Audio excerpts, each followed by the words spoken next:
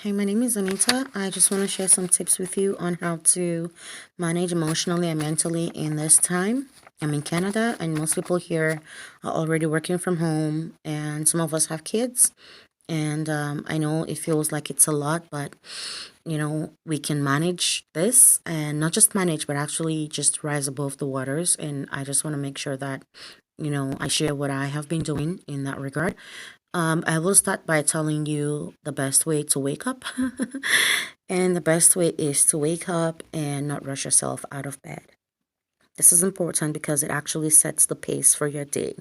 If you wake up and you have 1,001 things hitting your mind that I have to do this, I have to do that, I have to get this done, then you are setting your day up to be anxious throughout the day, and you do not want that, okay? That would only add pressure to you. Secondly, spend some time and just mentally map out your day. All right. So just lay down there, mentally map out your day. I'm Christian, so I will take that opportunity to also pray and just commit my day into God's hands. And I encourage you to do the same. If you're not Christian, I encourage you to just get to know the Lord Jesus. And yeah, so commit the day into his hands and ask for his guidance, ask for his help, ask for wisdom, ask for strength, ask for insights, okay? Ask for everything. And while you are at it, please pray for people who are, offering essential services, frontline workers, health workers. It's important that someone is praying for them and that they stay protected and their families as well. Okay. The other thing that I tend to do, and I would strongly advise, is even if it's just a 5 minute stretch, just put in some exercise. Okay, this will help you. It'll keep your brain sharp, and exercise generally is just for your health. And while we are on the topic of exercise, I would also say that um, in addition to that, just now is a good time to avoid sugar. Okay. Exercise will help your brain stay sharp. Sugar will do the exact opposite. Okay. And if you're not going to be moving as much as before, then you want to make sure that you cut down on things that would generally not be healthy for you. The other thing that I would say also with regards to exercise is if you're like me and you wear a Fitbit, then make sure that you do not adjust your daily challenge. I have a step challenge. I won't tell you how many steps I have to put in a day, but I actually intentionally work at making sure that I put in those number of steps each day. So it makes me get creative if I have to jump up and down, but it's keeping me moving. That's the point. You get the point, okay? And on the topic of prayer as well, I will quickly also add that be real with God. Please, people, be real with God. If you're feeling scared, let Him know that, Father, I feel scared and I just need you to help me. There is no point trying to mask your emotion. You can do that with people, but come on, not with Him. He sees it anyway, and all that He wants to do really is to help you. And He cannot help you if you're not saying, Lord, have mercy on me. He cannot help you. He cannot ask you the question of, what would you have me do? And you would now get the response of, well, let your sight be restored. You won't get that response if you're not going to Him to say, Lord, have mercy on me. So please, people, be real with God about how you feel. That is what it means in my mind when I hear that cast your cares upon Him. It is going to say, this is it. This is what I feel. This is how I want to do it. But I will just give it all up to you, But you have to be real with what you're feeling. And sometimes, here's the thing about feelings, emotionally speaking, mentally speaking, is oftentimes they will tell you that the first way to overcome is to admit. Now, admitting is not enough, and just saying, oh, I feel overwhelmed. All right, don't just leave it at that. When you voice it out, it gives it power, it activates power with it. But when you voice it out, you want to quickly follow it up with something that is higher. All right, it's just like you threw something up in the air. Guess what kicks in? Law of gravity, right? But you can keep it hanging up there in the air with no support by applying something else, a higher law called aerodynamics, right? So it's the same thing with us and how we feel and when we voice these things out. When you say, God, I feel overwhelmed, what you have done is you have activated something inside of you, which is an acknowledgement of a feeling, and it comes out to the surface. It becomes bad. But by the time you follow that up by saying, but I will trust you and I speak peace over my life, guess what happens as well? you activated another law to take effect. Okay. But or if you just want to go on and say to yourself, I feel peace, I will trust God no matter what, and I know that He'll get me through this, whatever works for you. But the point being, don't be silent and just let that emotion stay on the inside of you. It's either you're saying something to take out the emotion, or you're admitting it and handing it over to God in whatever form that you want to do that. Okay. So please get real with God and let Him help you. He wants to help each and every one of us. Okay. The other thing that I would say is, let's be careful what we're taking in terms of information. There's so much going on out there. Now, how do you want to stay informed without necessarily, giving yourself information overload to the point where it's stressing you out and in some cases even causing depression? You don't want that. You can just watch out for news headlines instead. Keep abreast of what is going on. Stay out of social media. I call this, zoning out to zone in. Zone out of social media. There are some funny stuff that will keep you laughing for sure, but zone out of social media and then zone into yourself, zone into, finding alternative means of, replace bad news with good news. There is no better good news than the word of God, okay? So for me, one thing I know I would advise is, I personally, I have lots of scriptures that can easily just fly at me, all right? I literally lead kids on Bible quizzing program. Some of those words stay with you. So it's easy. It kind of just regurgitates when you are faced with things, all right? But still, I don't know it all. If there is a specific scripture that I know that would help me, one thing you want to do is take a sticky note, write it out, and put it somewhere that you can constantly see, okay? And you can do that with a couple scriptures. Put it all around you. What you see, what you hear at this time really matters. Stay informed, go into news, and just hear the headlines, know what is going on. Go on the government website. That's where you have the most up-to-date and factual information. Once you get all that, get out of it as much as possible, as quickly as possible, and stay out of social media, please. There is so much going on. It is breeding fear.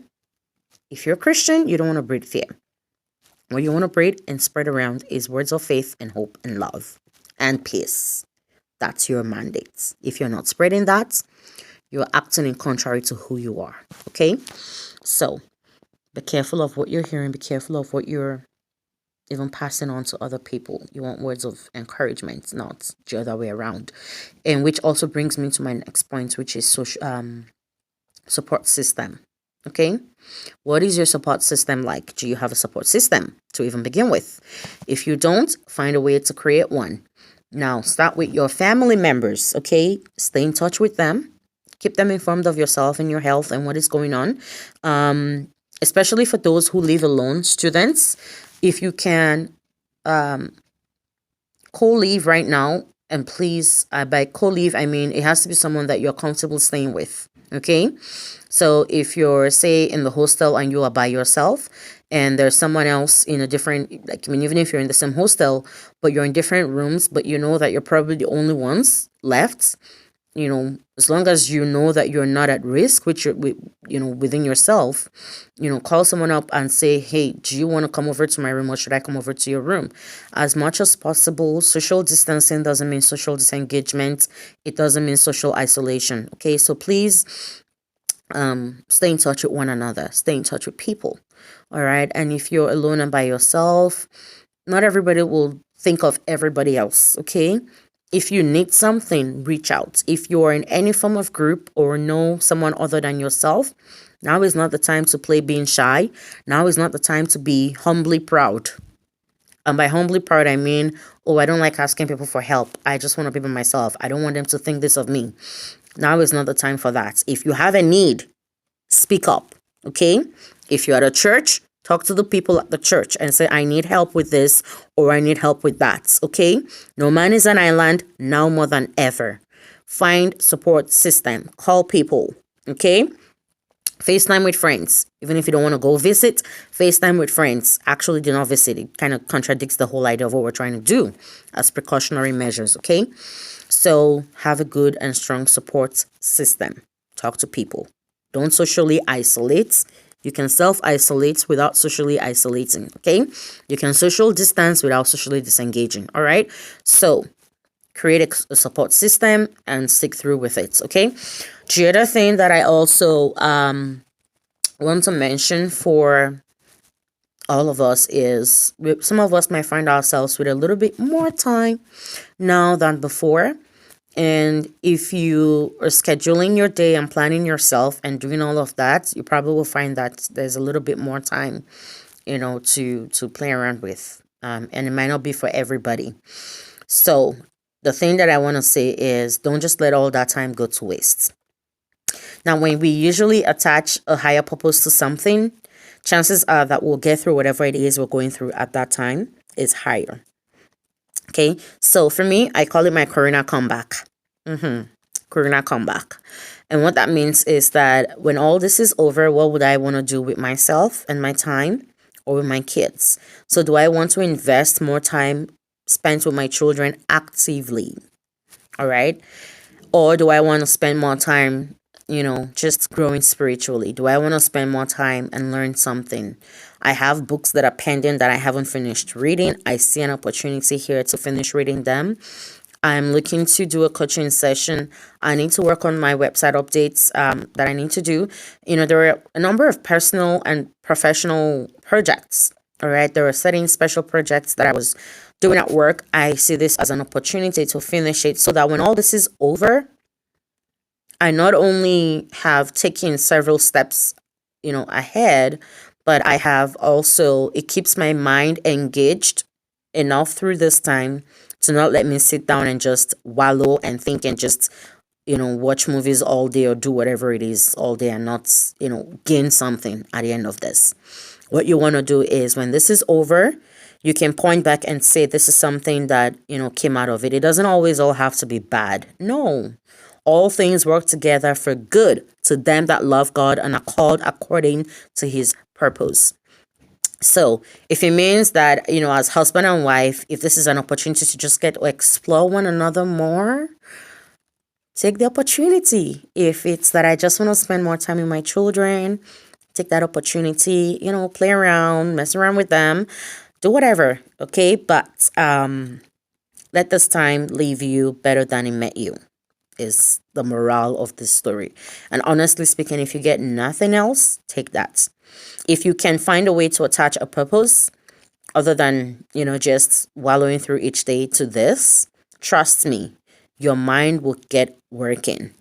All right. And it would even be hard to spend time on social media, ingesting news that would impact you negatively in your emotions. It will be hard to just, spend time in movies all day and just waste away, which really is what it will be for a lot of people if they don't intentionally, work at making something out of themselves in this time. Okay. So create your Corona comeback story for yourself. All right. And I put down some notes. So, and I think, just even on a smaller general states, one other thing that I would say here is declutter your house, declutter your mind, open up your windows. There's just something about letting light in. All right. So open up your windows, let some light in, declutter your house. This is an opportunity to clean out. Okay. And as the weekend is approaching upon us, the other thing I would say is take advantage of the weekend to, if you haven't done this already, map out your day. I talked about this on WhatsApp status about the fact that, you want to schedule your time. You want to schedule a day for yourself, and you want to work with a plan for each day. If you have kids, especially, you need this. You need to create some sense of consistency for them. Okay. And the other thing also is just be flexible. All right. Be flexible enough with the things that you want to do with yourself. If you planned out something and it didn't work out, then just find a way to make up for it. If it's something that can wait, then let it wait. Okay. But at the end of all of this, one thing you don't want to do is allow yourself remain on an emotional roller coaster. Okay. If things change for the worst, then it means that you're just going to find yourself plunging deeper. And if things change for the better and you don't even have yourself put together right now, even when things change, you're going to have a hard time catching up. And you're going to just find yourself for the next couple weeks just doing nothing but playing catch up. You don't want that either. Okay? You want to be ahead of this game, and you just want to, take stock of the things that you really can and cannot do. Anything that is fully out of your control, it is out of your control. If there is nothing you can do about it, then don't sweat about it. It's that simple. All right? Work with whatever is within your control. Go through your day, allowing yourself to just be at peace. Like, you have to allow yourself to be at peace. All right? Plan your day, and figure out something that you want to maximize this time for, and just go for it. Okay? And I know that this too shall pass, and I just want to encourage each and every one of us to, be channels of hope. And if there is a way that you, either within your community or whatever, if there is a way that you can help to make things better for the next person, take advantage of that as well, okay? And just generally watch out for one another. Take the medically advised precaution. And if we put all that together, we all should be good, okay? So take care, stay safe, and see you on the other side. And you better be stronger, because that's all that you are allowed to be. Bye.